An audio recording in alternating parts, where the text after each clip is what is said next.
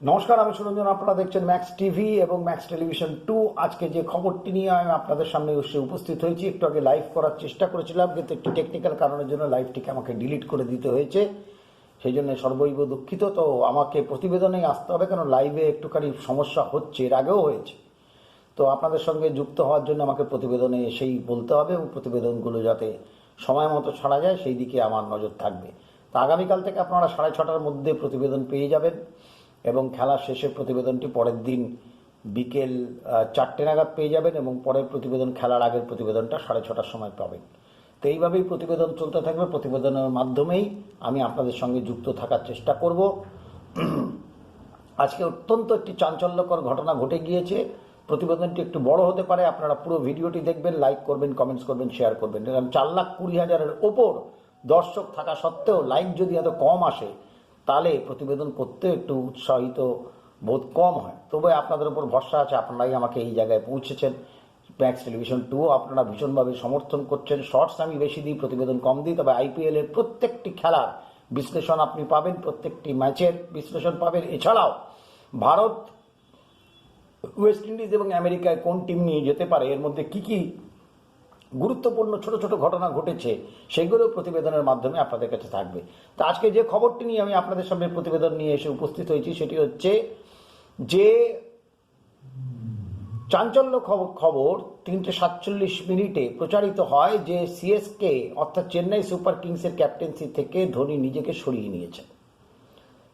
Chennai super কিংসের captaincy থেকে ধোনি নিজেকে সরিয়ে নিয়েছেন, এবং পরবর্তী অধিনায়ক হচ্ছেন ঋতুরাজ গাইকোয়াড। এবার প্রশ্ন উঠতে শুরু করেছে, স্বাভাবিক, মিডিয়ার তো প্রশ্ন তুলতেই হবে, স্পোর্টস মিডিয়ার প্রশ্ন উঠছে স্বাভাবিকভাবে, কি ধোনি কি তাহলে খেলবেন না? ধোনি কি টাটা আইপিএল 24 কি খেলবেন না? কিন্তু ধোনি কিন্তু সেই ব্যাপারে কোনো কথা বলেননি।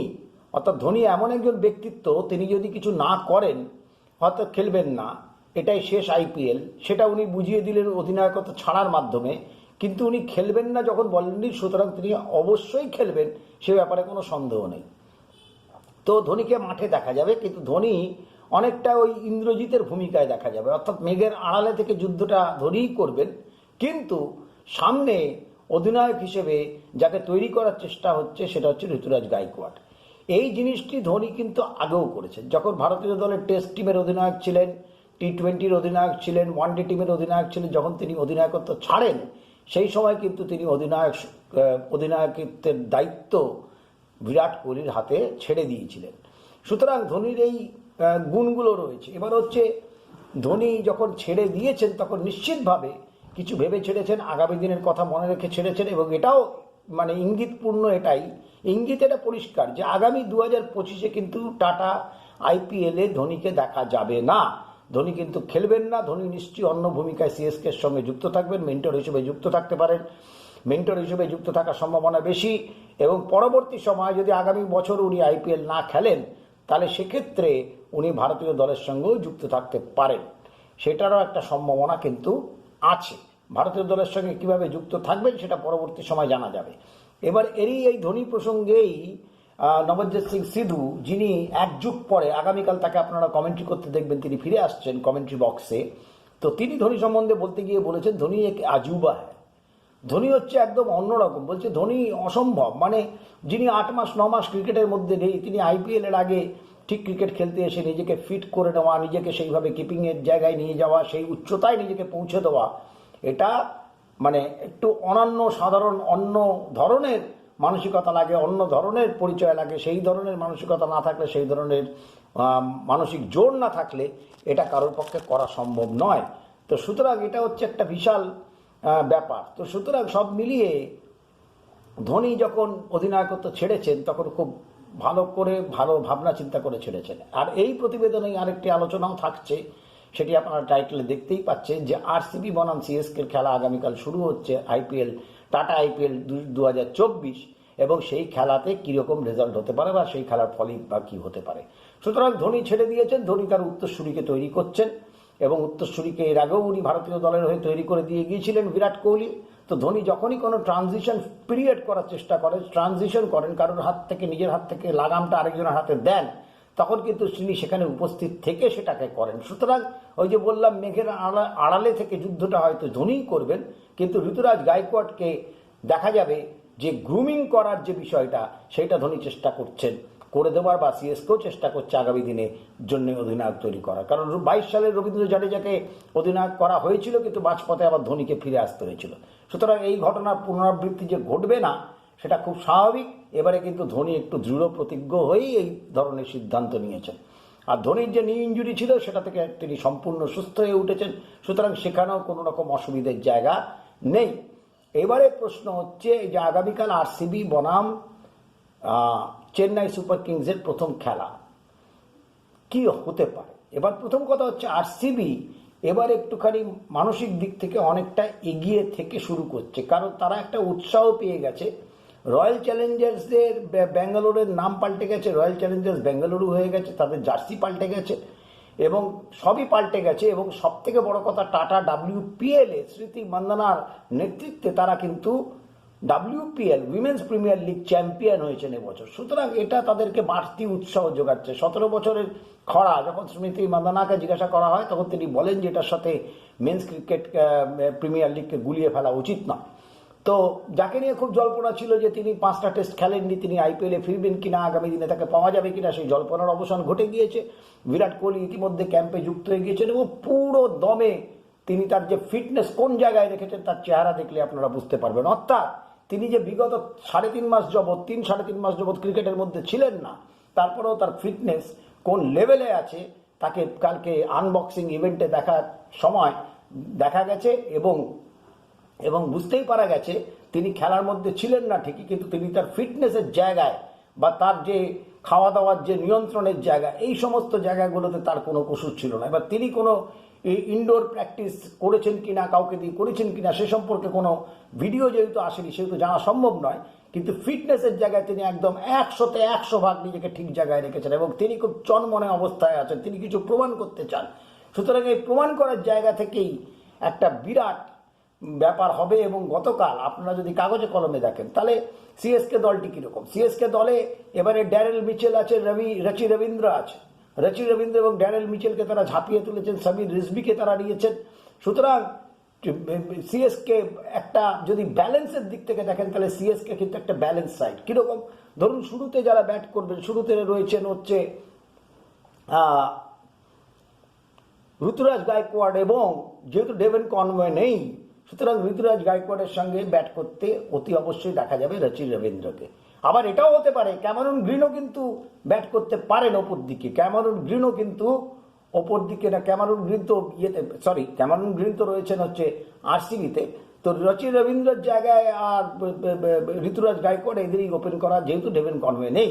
এবং 3 নম্বরে অতি অবশ্যই ওই সমীর রিজভি, তাকে দেখা যাবে। 4 নম্বরে দেখা যাবে হচ্ছে, এবং ইতিমধ্যে আরেকটি গুরুত্বপূর্ণ ঘটনা ঘটেছে, সেটি হচ্ছে যে শিবম দুবে কিন্তু ফিরে এসছেন এবং যোগ দিয়েছেন। তো শিবম দুবে যদি খেলেন তাহলে তো কোনো কথা থাকছে না, এবং সমীর রিজভিকে যদি খেলানো হয়, যেটা খুব সম্ভবত খেলানো হতে পারে, 3 নম্বরে সমীর রিজভি যদি খেলেন, 4 নম্বরে অতি অবশ্যই ড্যারেল মিচেল খেলবেন। তাহলে 5 নম্বরে খেলবেন হচ্ছে 5 নম্বরে খেলবেন হচ্ছে ড্যারেল মিচেল, হচ্ছে 4 নম্বরে খেলবেন। রচি রবীন্দ্র হচ্ছে শুরুতে খেলবেন, ড্যারেল মিচেল 4 নম্বরে খেললেন। 5 নম্বরে হচ্ছে আপনি ধরে নিন যে মণিপাল লোমড়োকে খেলানো হতে পারে, যাকে হিসেবে খেলানো হয়েছিল, এবং তো অনেক সময় ওটা হচ্ছে ইম্প্যাক্ট প্লেয়ার হিসেবে ব্যবহার করা হয়েছে অনেক সময়। তো মণিপাল লোমড়ো খেলতে পারেন, রবীন্দ্র জাডেজা টিমে থাকবেন, অতি অবশ্য মঈন আলী আছেন, ঠিক আছে। তো এই ধরনের যে তুষার দেশপান্ডে আছেন যিনি সিএসকের জন্য গুরুত্বপূর্ণ, দীপক চাহারকে দেখতে পাবেন, মহেন্দ্র সিং ধোনি থাকবেন অতি অবশ্যই, এবং আর যারা খেলতে পারেন, তুষার দেশপান্ডে কথা বললাম, বা মণিপাল লোমড়োর কথা বললাম, দীপক চাহারের কথা বললাম, এবং আরেকটি প্লেয়ার অতি অবশ্য এই দলে থাকবে, কারোর পছন্দ হোক আর না হোক, সেটা হচ্ছে শার্দুল ঠাকুর। সুতরাং সব মিলিয়ে প্রথম 8-9 জন ঠিক আছে, বাকি 2-3 জন হাঙ্গারকার থাকতে পারে, এইভাবে পরিবর্তন হতে পারে। কিন্তু এই যে কতগুলো নাম এরা থাকবে, এবার অজিঙ্ক্য রাহানে থাকবেন কি থাকবেন না সেটা নির্ভর করবে আগামীকাল ইয়ের ওপরে। এবার চলে আসুন আরসিবিতে কি গুরুত্বপূর্ণ। আরসিবির সব থেকে যেটা সঠিক, সব থেকে যেটা স্ট্রংগেস্ট জায়গা, সেটা হচ্ছে তাদের ব্যাটিং। তাদের ব্যাটিং হচ্ছে একদম স্ট্রংগেস্ট জায়গা। আপনি দেখুন ফ্যাব ডুপ্লেসি, বিরাট কোহলি, রজত পাটিদার, তারপরে আপনি দেখুন এই দলে তারা ক্যামেরন গ্রিনকে নিয়ে এসছে। সুতরাং একটা ব্যালেন্স তৈরি হবে এবং ম্যাক্সওয়েল রয়েছেন, ম্যাক্সওয়েলকে বিশেষ গুরুত্বপূর্ণ ভূমিকা পালন করতে হবে, কারণ ম্যাক্সওয়েলই কিন্তু মেন স্পিনার। যদিও করণ শর্মা রয়েছেন, যদিও সুরেশ প্রভু দেশাই রয়েছেন, কিন্তু ম্যাক্সওয়েল কিন্তু একটি গুরুত্বপূর্ণ ভূমিকা পালন করবেন। তো মণিপল লম্বো এদিকে রয়েছেন, এদিকে তাকে ইউজ করা যেতে পারে, তাকেই ব্যবহার করতে পারেন। মোহাম্মদ সিরাজ রয়েছেন, তো রিস টপলি রয়েছেন, তো এরা রয়েছেন, হার্ষল প্যাটেল। তো এই ধরনের যে একটা কম্বিনেশন, তাদের বোলিং লাইন আপের থেকে তাদের ব্যাটিং লাইন আপ কিন্তু অনেক বেশি শক্তিশালী। এবং ব্যাটিং লাইন আপে এই প্রথম চারজন হচ্ছে অত্যন্ত গুরুত্বপূর্ণ: বিরাট কোহলি, ফ্যাব ডুপ্লেসি এবং ম্যাক্সওয়েল এবং ক্যামেরন গ্রিনকে দিয়ে ওপেন করানো যেতে পারে। গ্রিন সিরাজের সঙ্গে বোলিং ওপেন করতেই পারে। গ্রিনের যে হাইট, সেই হাইটটি অত্যন্ত গুরুত্বপূর্ণ হয়ে দাঁড়াবে। আরেকটি গুরুত্বপূর্ণ হয়ে দাঁড়াবে পিচ। সাধারণভাবে চিন্নাস্বামীর পিচ যেখানে খেলা হবে আগামীকাল, সেটা কিন্তু সাধারণভাবে হয় চিপকে যে খেলাটা হবে, সেখানে কিন্তু জেনারেলি দেখা যায় সাধারণভাবে সেটা কিন্তু স্লো উইকেট থাকে। এই স্লো উইকেট নিয়ে বিরাট কোহলিকে কেন্দ্র করে অনেক কথা হয়েছে যে বিরাট কোহলি কী করে ওয়েস্ট ইন্ডিজে সফলতা পাবেন কি পাবেন না। কিন্তু যেটা একদম স্পষ্ট সেটা হচ্ছে, আমি এর আগেও ভিডিওতে বলেছিলাম যে রোহিত শর্মা যেদিনকে ঠিক করেছেন যে রোহিত শর্মাকে ক্যাপ্টেন করা হয়েছে, সেদিনকে কিন্তু অবভিয়াস চয়েস বিরাট কোহলি। এখনও নানা রকম জল্পনা চলছে, দুটো গ্রুপ আছে, হ্যান আছে, ত্যান আছে, এই কথাগুলোর কোনো গুরুত্ব বেসিক্যালি নেই। বিরাট কোহলি যখন 1 মে টিম নির্ধারণ হবে, তখন বিরাট কোহলি কখনো জাজমেন্টাল হতে পারে না। আইপিএল বিরাট কোহলির জন্য জাজমেন্টাল হতে পারে না। বিরাট কোহলি এমনি রান করবেন, আপনারা দেখতে থাকুন বিরাট কোহলি কি করেন। এবং বিরাট কোহলি বিশেষ তাগিদ রয়েছে কিছু একটা প্রমাণ করার। সুতরাং দেবদূত পাডিক্কল এটা হচ্ছে একটা গুরুত্বপূর্ণ ওদের ব্যাটসম্যান। তো সুতরাং দেবদূত পাডিক্কল অত্যন্ত আত্মবিশ্বাস নিয়ে টিমের মধ্যে ঢুকেছে। দীনেশ কার্তিক, তার এটা শেষ আইপিএল, সুতরাং দীনেশ কার্তিকও নিজেকে কিছু প্রমাণ করার চেষ্টা করবে। সে কি কিপিংয়ের মাধ্যমে হোক, সে ব্যাটিংয়ের মাধ্যমে হোক, অলরাউন্ড এবিলিটি দীনেশ কার্তিক দেখাবেন। তাকে ফিনিশার হিসেবে খেলানো হতে পারে, তাকে যে কোনো জায়গায় খেলানো হতে পারে, কারণ দীনেশ কার্তিক যথেষ্ট টেকনিক্যালিও কারেক্ট ব্যাটসম্যান। দীনেশ কার্তিক ওপরেও খেলতে পারেন। কিন্তু দীনেশ কার্তিকের যেটা মুশকিল, সেটা হচ্ছে যেটা আমরা লক্ষ্য করেছি বিগত আইপিএলেও, যেটা লক্ষ্য করেছিলাম যে দীনেশ কার্তিক অতিরিক্ত, মানে এখন সেই ব্যাপারটা দীনেশ কার্তিকের রিফ্লেক্স, দীনেশ কার্তিকের চেহারা, ফিটনেস কিন্তু দীনেশ কার্তিকের চূড়ান্ত জায়গা রয়েছে। এখনও কিন্তু খুব খারাপ ফিটনেস নয়, ফিটনেস কিন্তু ভালোই। তা বলে কিন্তু বিরাট কোহলির সঙ্গে ফিটনেসের তুলনা করলে বিরাট কোহলি ভারতবর্ষের ভারতীয় দলে যারা খেলেন বা আইপিএলেও যারা খেলছেন, তাদের মধ্যে সব থেকে যদি কোনো ফিটেস্ট প্লেয়ার থাকে, তার নাম হচ্ছে বিরাট কোহলি। সুতরাং সব মিলিয়ে এটা হচ্ছে একটা গুরুত্বপূর্ণ বিষয়। তো সেই জায়গা থেকে দাঁড়িয়ে আগামীকাল দেখতে হবে যে কি করেন এবং করণ শর্মাকে তারা খেলান কিভাবে। করণ শর্মা হচ্ছে লেগ স্পিনার। তো করণ শর্মা থাকলেও মেন গুরুত্বপূর্ণ জায়গাটা কিন্তু ম্যাক্সওয়েলকেই নিতে হবে। সুতরাং সব মিলিয়ে একটি টান উত্তেজনা ম্যাচ হবে। এবং যদি যারা প্রথমে ব্যাট করবে বা পরে ব্যাট করবে, সেটা কাদেরকে বেশি অ্যাডভান্টেজ দেবে, কে কোনটা করতে স্বচ্ছন্দ বোধ করে, সেই দিকেও দেখা যাবে। তবে এইটুকু বলতে পারি, সিএসকে যে ধরনের মানসিকতা, সিএসকে যে ধরনের, যতই ঋতুরাজ গায়কোয়াড় অধিনায়কত্ব করুন না কেন, সিএসকে যে ধরনের মানসিকতা বা মহেন্দ্র সিং ধোনির যে ধরনের মানসিকতা, তাতে যদি সিএসকে টসে জেতে, অতি অবশ্য সিএসকে ফিল্ডিং করবে এবং বেঙ্গালুরুকে ব্যাটিং করার জন্যে ব্যাটিং করতে পাঠাবে। সুতরাং সব মিলিয়ে একটি টান উত্তেজনা। তবে যারা মনে করছেন যে বিরাট কোহলির বিরাট পরীক্ষায় ইতিমধ্যে বিরাট কোহলি উত্তীর্ণ হয়ে গিয়েছেন এবং বিরাট কোহলি প্রমাণ করে দেবেন আবারও যে এবার আইপিএলে তিনি বিশেষভাবে নজর রেখেছেন এবং হতেই পারে যে আরসিবি এবার আইপিএলে কোনো অঘটন ঘটাতে পারে। তারা শেষ প্লে অফে তো তারা যাবেই, প্রত্যেকবারই তারা বেশিরভাগ সময় গেছে, কিন্তু তাদের যে চ্যাম্পিয়নের ক্ষেত্রে যে তারা দুর্ধর্ষ টিম নিয়ে, এবি ডিভিলিয়ার্সের মতো প্লেয়ারকে নিয়ে, ক্রিস গেলের মতো প্লেয়ারকে নিয়ে তারা জিততে পারেনি। সেই উইমেন্স প্রিমিয়ার লিগে যেরকম তারা চ্যাম্পিয়ন হয়েছে, তারা চাইবে মেন্স প্রিমিয়ার লিগেও চ্যাম্পিয়ন হওয়ার ক্ষেত্রে এগিয়ে থাকতে। এবং তাদের এই জার্সি বদল, নাম বদল, অর্থাৎ এখন আর রয়্যাল চ্যালেঞ্জার্স ব্যাঙ্গালোর নয়, রয়্যাল চ্যালেঞ্জার্স বেঙ্গালুরু হিসেবে তাদেরকে দেখা যাবে। জার্সি বদল এবং নাম বদল তাদের ভাগ্য বদল করে কিনা ট্রফির ক্ষেত্রে, সেই দিকে নজর থাকবে। টান উত্তেজনাপূর্ণ খেলার দিকে আপনারা নজর রাখুন।